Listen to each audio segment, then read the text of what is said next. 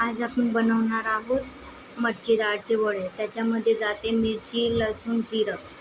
जास्त काही लागत नाही, पटकन बनून पण जातं आणि एकदम टेस्टी बनतात. आता हे लसूण कापून घेतलेले आहेत मी, जिरं थोडंसं काढलेलं आहे. आता हे कढई गरम करून घेतो. त्याच्यामध्ये थोडंसं तेल टाकायचं. व्यवस्थित कढई गरम होऊ द्या, नाही तर ते पाणी राहिलं का ते शितडे बाहेर उडतात. आता थोडंसं तेल टाकून घेऊ. जास्त पण लागत नाही त्याच्यामध्ये तेल, थोडं कमी पण टाकलं तरी चालतं. आता तेल तापलं का त्याच्यामध्ये आपण हे वडे मी आधी थोडंसं पाण्यामधून काढून घेतलेले. आता हे तेल गरम झालं का त्याच्यामध्ये व्यवस्थित तेल गरम होऊ द्यायचं. तेल गरम झालं का त्याच्यामध्ये पहिले जिरं टाकू.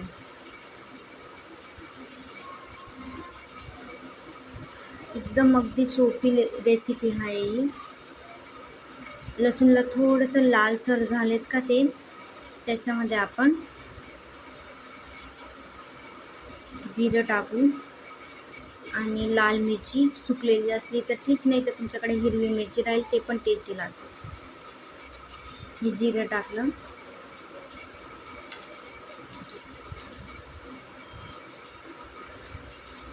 आणि आता ही लाल मिरची. लाल मिरचीला जास्त जळूनही द्यायची नाही, तर मग टेस्ट चांगलं लागणार नाही. तर पाणी टाकून घ्या. किती वडे टाकलेले त्यानुसार पाणी टाकून द्या. पाणी जास्त पण टाकायचं नाही, नाही तर ते असं गिची होऊन जातील. फक्त वडे शिजण्यापुरतं पाणी टाका. आणि तुम्हाला जर रस्सं हवं असेल तर तुम्ही जास्त पाणी टाकू शकतात. जास्त पाणी नाही टाकलं तरी चालेल, याच्यामध्ये जास्त पाणी टाकायचं नाही राहत. वडे शिजतील तेवढंच पाणी बस. हे आता वडे मी भिजून ठेवलेले आहेत.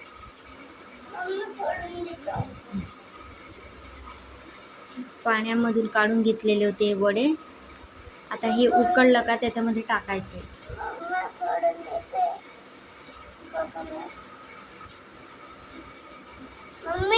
थोडं चवीनुसार मीठ टाकायचं.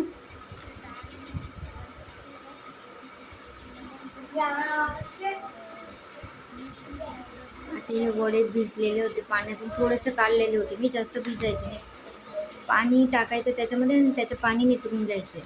आता हे उकळलं का टाकून द्यायचं. झाकण लावलेले आहे थोडं, म्हणजे पटकन उकळून जाईल ते. बघा उकळून गेलं. त्याला टाईम नाही लागत जास्त, पाणी पण लवकर उकळून जातं. आता ते वडे ते आपल्याकडे ते टाकून द्यायचं त्याच्यामध्ये.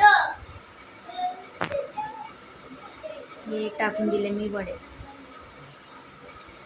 त्याचे कलर किती छान दिसतोय ना, आणि खायला पण एकदम जास्त टेस्टी लागतात. माझी फेवरेट भाजी.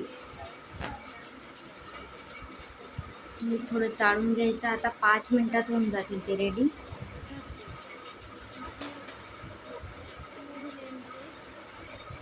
गॅसची फ्लेम कमी करून दिली.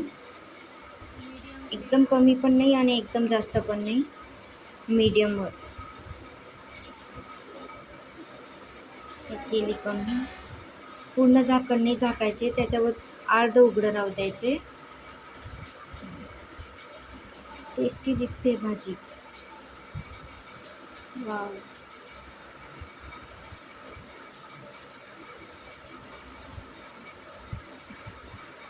आता ही झालेली आहे भाजी.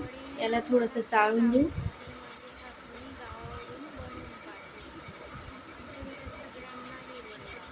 जर तुम्हाला रस्सा हवं असेल तर रस्सा राहू द्या. एकदम सुकी बनवायची असेल तर सुकी पण बनवू शकतात. तुमच्या टेस्ट अनुसार तुम्हाला कशी पाहिजे तशी बनवू शकतो.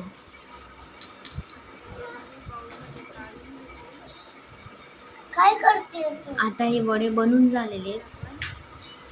याला आपण बाउलमध्ये काढून घेऊ.